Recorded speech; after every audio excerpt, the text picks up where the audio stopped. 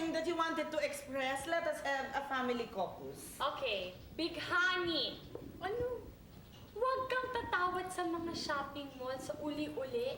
Ginawa mo naman divisory yun eh. Kakahiya. Bakit? Tingnan mo naman, nakatawad ako.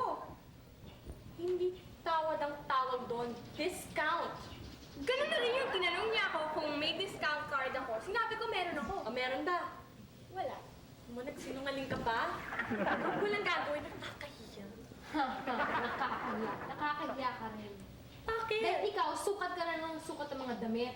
Eh, natural. Kailangan malaman ko kung bagay sa akin o yung size, kasyang-kasya ba sa akin. Alam mo kanina, okay lang magsukat eh. Kaya lang wag naman yung parehong style. Parehong size. Iba lang yung kulay. Kailangan malaman ko kung bagay yung kulay sa face ko. At saka ba't ba ako yung inaaway mo? Eh, naawa lang ako sa mga sales lady eh. Tsaka, alam mo, hindi naman ikaw nag-aaway eh. Yan ang mang-aaway. Palagi naman eh. Ay, pwede ba?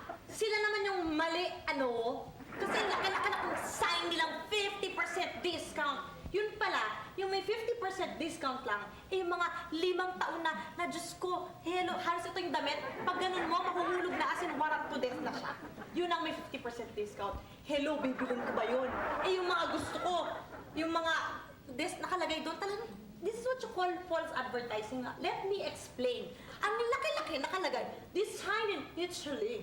Pero yung made in Taiwan, ang liit-liit. Anong tawag mo dyan? False advertising? Sino mo naman di makikipag-away sa kanila, no? Hello.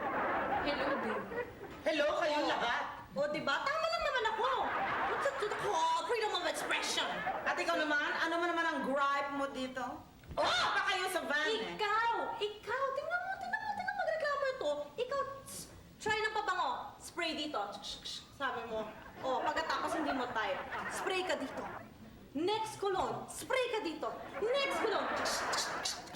Dito. Hanggang ginanon mo na. Ano kala mo doon tubig? Pag ginanon mo? Kaya? Teka lang, let me explain, okay? Oh, explain. Excuse me, everyone. Okay, explain. Ginanon ko lang yon dahil gusto kong mag-test kung ano ang perfume na bagay sa aking body chemistry. Bakit naman spray yung lahat sa buong body Siyempre, mo? trial and error yan, no? At least nakabili ako, may nabili ako at least. Pero may punerarya ka na. Okay lang. Pwede naman ako magsalita!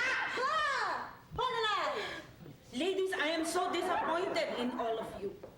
Minsan-minsan lang tayo magsha-shopping sa isang napakagandang mega mall, you behave like kalyeheras. Hindi ba? Sus naman. If you're going to ask me, who is correct here and who is not, this is my answer. You are not correct, you're not correct, you're not correct, and lalo na you.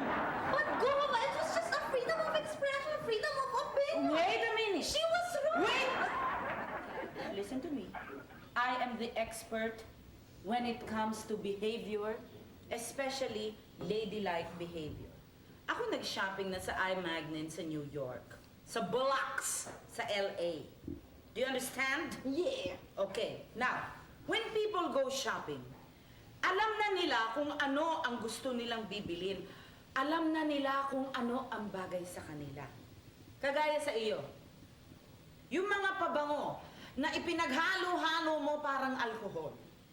Bago ka bumili ng pabango, please, you have to know what scent fits your personality. There is fruity for fruity people. There is musk for muscular people. And there is floral for very bulaklakin people. Now, when you go to the department store, kailangan alam mo na kung anong kategory ka doon. Ngayon, kung maraming brands na fruity, yun ang bibilin mo. Ano yan? Muscular. Muscular, Romeo. Bagay ba yan sa'yo? Eh kasi pinili ko lang to dahil... Ode lalaki yan eh. Cute! Oh, cute. Pero panlalaki yan.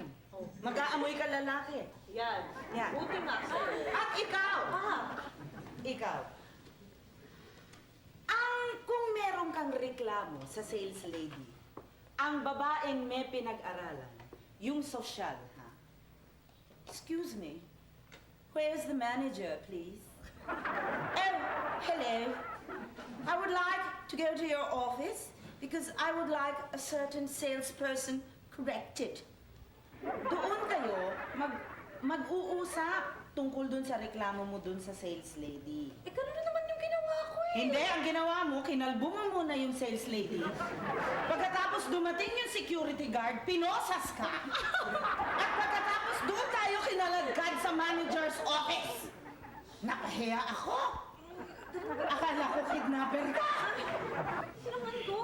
Ngayon, please learn from this experience dahil ang pangalan kong nakataya dito. Understood?